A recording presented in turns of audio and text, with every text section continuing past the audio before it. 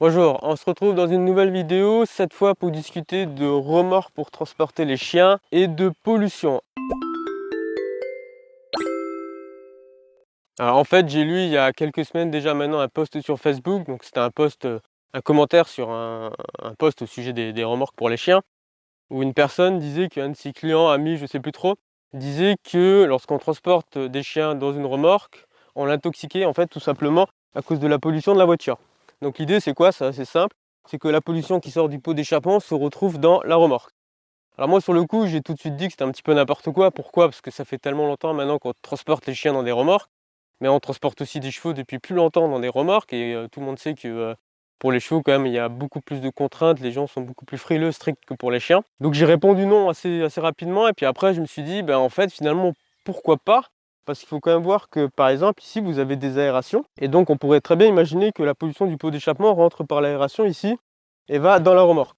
Alors l'aération là elle va pas du tout dans la remorque, c'est juste pour le box là donc elle compte pas.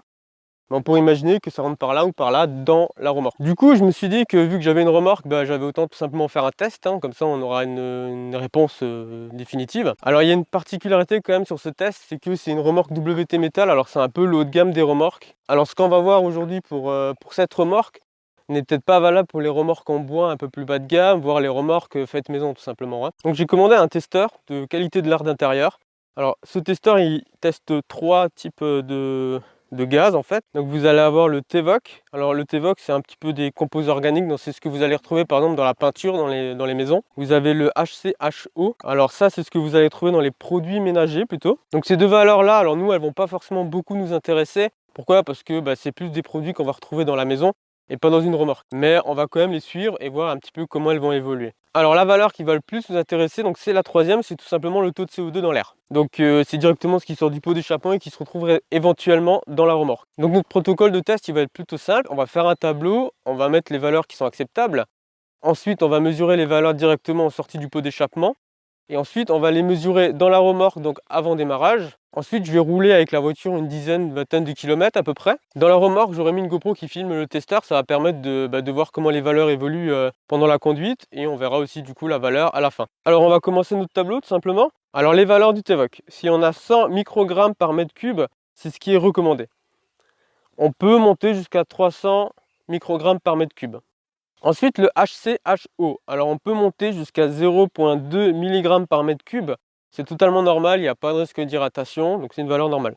Ensuite finalement la valeur qui va le plus nous intéresser, le CO2. Alors entre 300 et 480 ppm c'est normal, c'est ce que vous allez retrouver en fait dans l'air ambiant tout simplement. Ensuite vous allez pouvoir monter entre 600 et 800 ppm, donc c'est une valeur normale en intérieur. Donc là moi aujourd'hui tout simplement, donc je suis en pleine forêt, il n'y a personne aux alentours. Donc je mesure, alors pour le TVOC 0,016, pour le HCHO j'ai tout simplement 0. Pour le CO2 j'ai 385, alors parfois ça monte à 400, ça varie pas mal. Mais dans tous les cas on voit qu'on est dans la limite de ce qu'on trouve dans l'air ambiant. Donc maintenant ce qu'on va faire c'est qu'on va démarrer la voiture et on va mesurer les valeurs au niveau du pot d'échappement.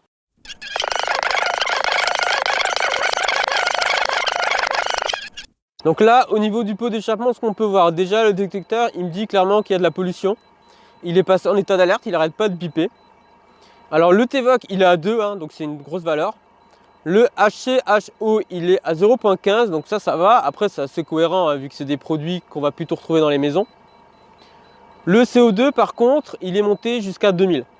Donc on a vraiment une grosse valeur. Alors c'est pas une valeur trop exagérée, d'après le tableau.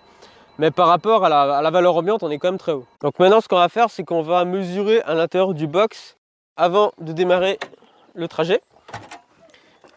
Du coup, Vador rentre dedans. Allez, Vador, tu sors. Donc là, dans le box, évidemment, assez logiquement, j'ai tout simplement la valeur ambiante. Donc on a à peu près 400 en CO2.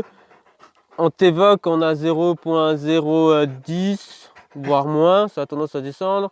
Et le HCHO, on a du 0,005. Donc on est vraiment bas. Donc maintenant, il ne nous reste plus qu'à installer tout ça dans la remorque et aller faire à peu près 15 km.